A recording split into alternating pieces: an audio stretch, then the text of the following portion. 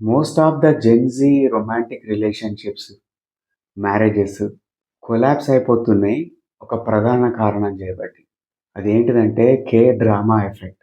ఈ Korean web సీరీస్‌లు, సినిమాలు వీటి యొక్క ప్రభావం బాగా ఉంటుంది వీళ్ళ పైన. కే డ్రామాస్ అనేటివి ఏ విధంగా రిలేషన్‌షిప్స్‌ని స్పాయిల్ చేస్తున్నాయో తెలుసా? ఒక అన్‌రియలిస్టిక్ రొమాంటిక్ ఎక్స్‌పెక్టేషన్స్‌ని ఈ యువత లోపల పెంచుతున్నాయి. అంటే డే టు డే లైఫ్ లోపల ఒక గ్రాండ్ జెస్చర్స్ ఉండాలి. ఎప్పుడూ మేల్ పర్సన్ అనేటోడు ఫీమేల్ పార్టీని ప్లీజ్ జేయడానికి ఎంత ఎక్స్‌టెంట్ అన్నా వెళ్ళాలి అనే ఎక్స్‌పెక్టేషన్స్ పెరిగిపోయినాయి. సింపుల్‌గా చెప్పాలంటే ఒక పార్ట్నర్ ఎప్పుడు గూడా సాక్రిఫైస్ చేసుకుంటూనే ఉండాలి. అవతలని పార్ట్నర్‌ని ప్లీజ్ జేయడానికి. ఇదే కరెక్ట్, ఇదే రైట్‌ఫుల్ వే అని గూడా ఫీల్ అయితున్నారు. ఇంకొక కోణం గూడా ఉన్నది.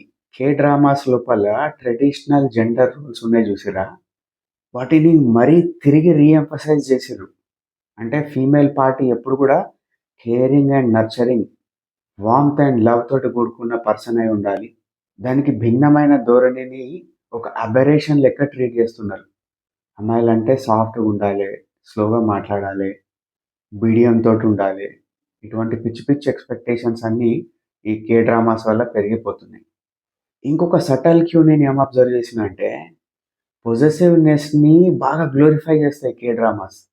అంటే తమ పార్ట్నర్ ఎవరిని చూడొద్దు, ఎవరితోటి మాట్లాడొద్దు, ఎవరితోటి ఇంటరాక్ట్ కావద్దు. ఓవరాల్‌గా 24/7 నిగ్రాని ఉంచడం అన్నట్టు. వాళ్ళేం చేస్తున్నారు? ఎక్కడికి పోతున్నారు? ఏం తింటున్నారు? ఆన్‌లైన్‌లో ఏం యాక్సెస్ చేస్తున్నారు? ప్రతి ఒక్క నిమిషం గూడా పార్ట్నర్ పైననే దృష్టి పెట్టి, ఒక చిన్న సైజు ఎస్పియానేజ్, కాన్స్టాంట్ ఓవర్‌సైట్ అనేది మనకు కనిపిస్తా ఉంటది. ఈ బిహేవియర్స్ లోపల.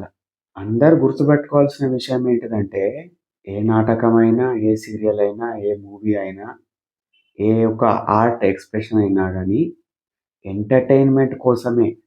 దాన్ని మన నిజ జీవితం లోపల అన్వయించుకోవడానికి గాదు. ఇవి గుర్తుపెట్టుకుంటే ఏ రిలేషన్‌షిప్స్ అయినా గానీ సవ్యంగా సాగుతాయి.